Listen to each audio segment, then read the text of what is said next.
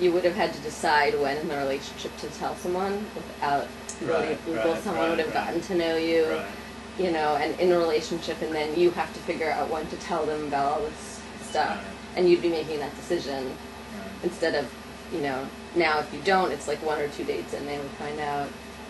But it's kind of sad that we have to wear our pasts on our sleeve like that.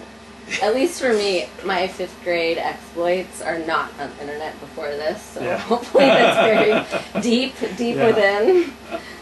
But yeah, it's hard to carry that resume around.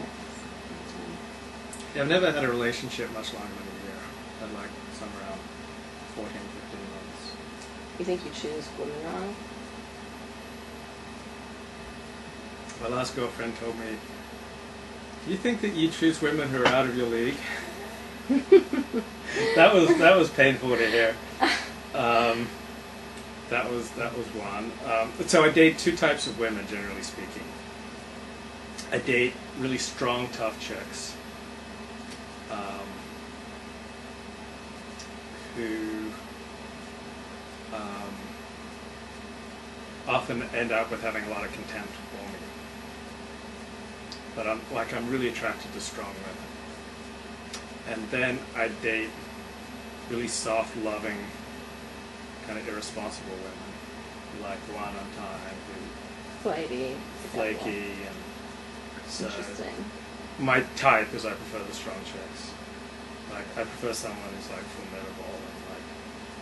But you live because we can like have that verbal interchange, banter. like you know we're just going back and forth, and you know there's like sparks flying. But you live in a Jewish community which to most outsiders seems to subject strong women or doesn't encourage formidableness in women.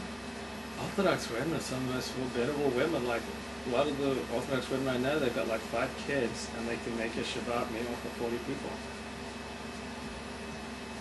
It's like it's amazing. They're taking care of all their kids during the week. They volunteer. They visit the sick. They're active in the community, and then they can like make a Friday night or something with lunch for 40 people. But the skills for banter are intelligence, quick wit, and probably a wealth of knowledge, and that's someone who's academic and intellectual and reading, and none of the things you just described that they do, draws people. Visiting the sick. Well, obviously it's a, tremendously important and valuable action, is not something that is, requires a quick wit, and so all those things you admire are completely just unrelated to the type of woman it seems like you're interested in. No, because the type of woman who can do all those things, they're able to handle like a lot of responsibility, and they're like really strong.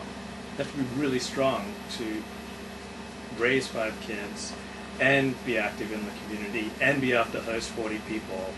Like, that's a lot of responsibility, and a lot of people wouldn't be able to do it. And so like orthodoxy is just like Jewish, to the power of 10. So like quick wit is like tends to be a Jewish trait. So it's very present in orthodoxy, like verbal interplay and learning. It's very intense in orthodoxy. They tend to be more learned in Jewish text than necessarily secular text.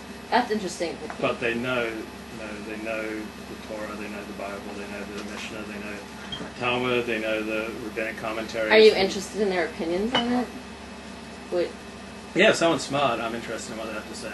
Like, I'd rather hang out with someone who's smart and who's like left-wing politically than someone who shares my political views and isn't funny.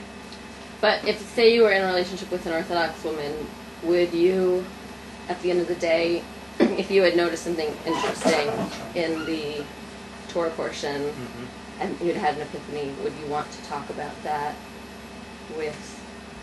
Oh, yeah. Particularly if she was learned. Like if she had Orthodox people almost invariably have a day school education. Like we had 12 years of yeshiva. Right. They know their text, and like Yeah. that's yeshiva education's tough. That's like Yeah, it is. they go secular subjects half the day and Hebrew subjects the other half the day. So they're going to school from 7 a.m. to 5 p.m. Like that's tough. Yeah, it is. That's really tough. It is. And only an elite can do that. Like you can't be a dummy and make it. And like True. to be in Orthodoxy, you have to send your kids to a day school. Like, Yeah. that was one of the things that I swore to when I converted to Orthodox Judaism, that I'd send my kids to an Orthodox Jewish day school. So that's a very tough burden. So it produces people who are quite strong. I know I would not have wanted that kind of schooling when I was a teenager. Like Very few do. You know, we were done like 2 o'clock. Right. Right. Interesting. Lots of you I haven't heard before. Think it over. Do you have any friends who are Orthodox?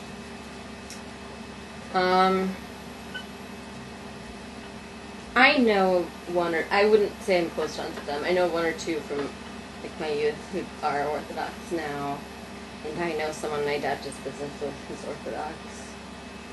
But I generally feel like I am wary of it because I feel like it dismisses my brain so much, which bothers me.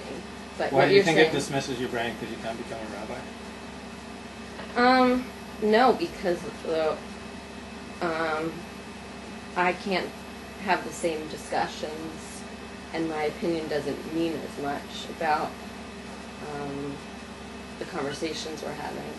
It's the attitude I feel like Orthodox men have towards women. Have you encountered that in your life? Like when you dealt with Orthodox men, you felt they were contentious and you weren't interested in what you had to say? Aside from me. Present company excluded. That was just my interviewing technique.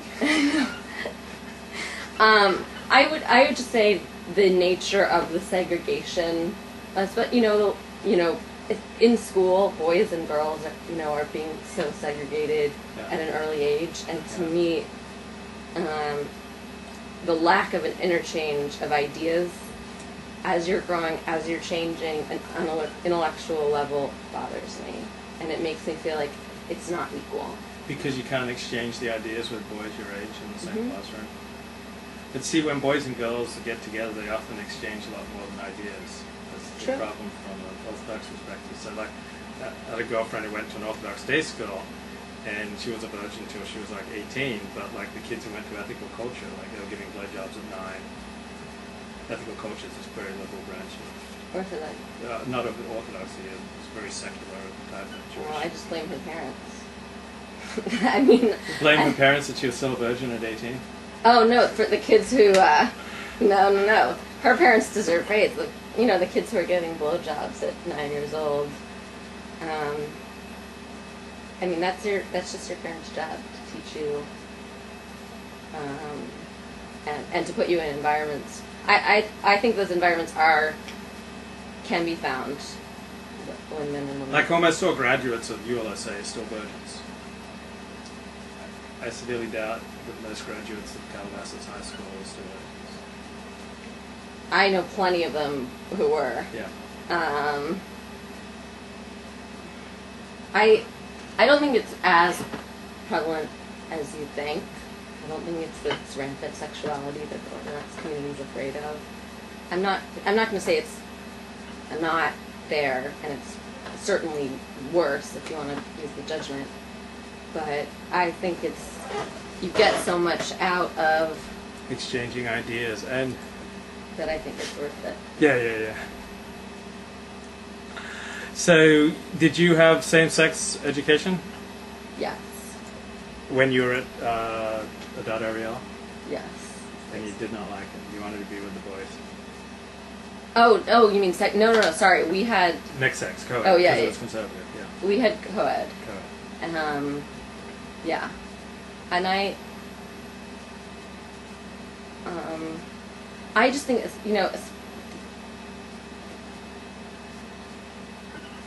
I'm just someone that really believes in a free exchange of ideas, even at a really young age. And I feel like one of the best things about my education was that it encouraged that. And if you could convince me that there's a way to do that while keeping men and women separately. I mean, I'm open to it. I'm not going to say it's not possible. I'm not an expert in education, but yeah,